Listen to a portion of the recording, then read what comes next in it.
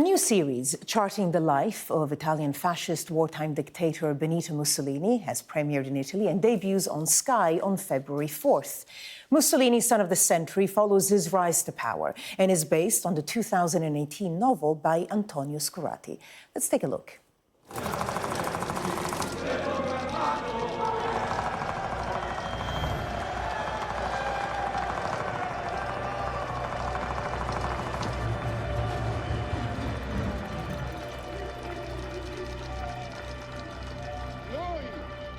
Noi che abbiamo spinto a calci il paese in guerra e l'abbiamo condotto alla vittoria. Noi che abbiamo versato il sangue per la patria. Noi oggi fondiamo i fasci di combattimento per il futuro, l'avanguardia, la rivoluzione. Oggi nasce il fascismo.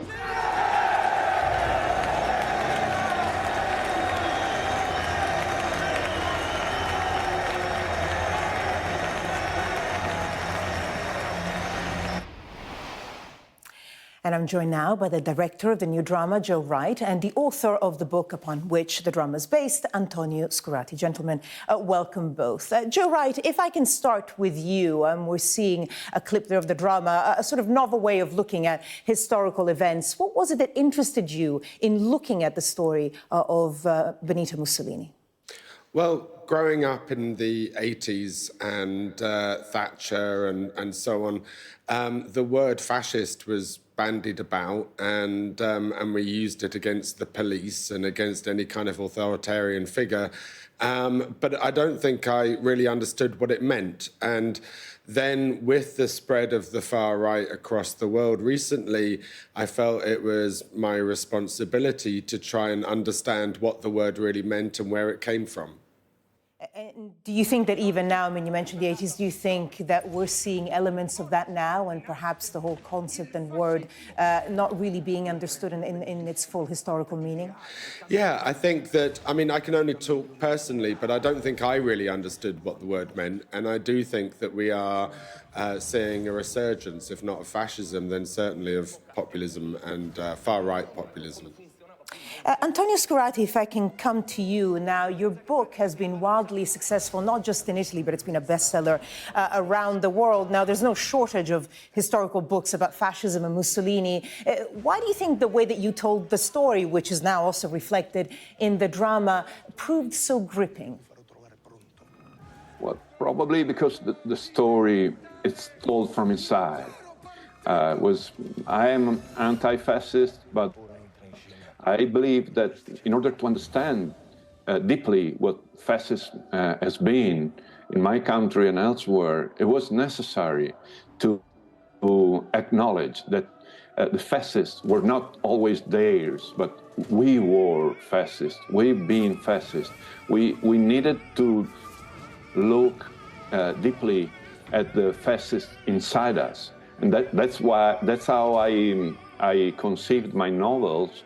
And I think that it's in the same way Wright brilliantly brought this idea into this wonderful 7 hours movie. We're on the eve of Holocaust Memorial Day. Monday is the 80th anniversary of the liberation of Auschwitz, and we've spoken to survivors who say the lessons of history haven't actually been learned. What do you think the lessons are from Benito Mussolini's life and his ascent to power that should be learned? Well, that when fear prevails over hope, democracy is in danger. Mussolini was a master of politics of fear. He came from the Socialist Party that was the party of hope, but then he was kicked out. And then he bet everything on fear, on spreading fear, on thriving on fear. And that can happen again, and probably it is happening again. Joe Wright, if I can go back to you, I mean, you've done historical drama before. One of the films you're very known for is The Darkest Hour, which, of course, looks at Churchill during World War II. I'm just wondering if there's a difference in the way you approached it, because, of course, here you're looking at the other side of that war and, you know, someone who was obviously on the wrong side of history. Yeah, I mean, I think that this is certainly far more of a cautionary tale than perhaps Darkest Hour was. But I'm fascinated by that time in history. And without really understanding history, we don't understand where we are now. And so it's really a way of examining the present through the prism of the past. And if you could tell us a little bit more about the drama itself, because it doesn't look like a normal historical drama. The music is quite something as well, because it's Tom Rowlands from the Chemical Brothers that I think was partially responsible for the soundtrack. So visually, how did you approach it? How did you, I guess, make Mussolini come to life on screen? Well, I wanted to try and convey the feeling of the period. They were coming out of the First World War, the first kind of mechanized war, and it was the birth of not only fascism but also futurism. And I wanted to try and convey the kind of kinetic energy of the period by using contemporary methods and contemporary aesthetics. So the idea to use the Chemical Brothers, Tom Rowlands, as the composer, for me gave the thing a closer feeling to what it must have been like living then. It's a kind of mashup, really, of Howard Hawks' Scarface and A Man with a Movie Camera by Dziga Vertov, a futurist classic, and also 90s rave culture. And very briefly, how would you describe the Mussolini that you created on film? A deeply flawed human being. Antonio Scurati, final point to you. We were hearing from Joe Wright a little bit earlier about the word fascism itself that gets bandied around, a lot of people accusing others of it. It's hard to come to a particular definition, I guess, or it's contentious sometimes. What would you say are the hallmarks of fascism? What do you think are the things people should look for that we see in Mussolini's story? Well, of course, violence. You cannot think of fascism without violence. But as I told before, we must look inside ourselves, inside our societies, and inside our time. Contemporary is the key word. I agree with Joe Wright. And we must ask ourselves what it is contemporary nowadays of fascism.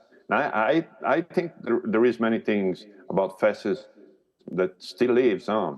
And as I said before, when you choose fear over hope, you are in a fascist territory. And this story tells us what our grandfathers and fathers knew very well at their coast, that democracy, it is always the fight for democracy.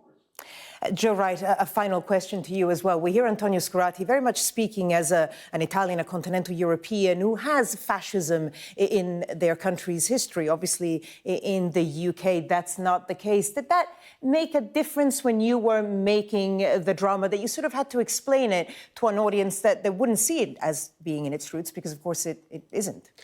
I think coming from an outsider's point of view was possibly very useful. The Italians have never really unpacked their fascist past and history. And it's obviously a very contentious and emotional issue for the Italian people. But really, I think, as Antonio suggested earlier, there is a sense of fascism within all of us. To me, what I discovered was that actually kind of fascism is a politicization of toxic masculinity, and that exists everywhere. So I think it's a global responsibility, and it's a global problem. And Mussolini, Son of the Century, premieres on Sky on February 4th. Joe Wright, Antonio Scurati, thank you both. Thank you. Thank you.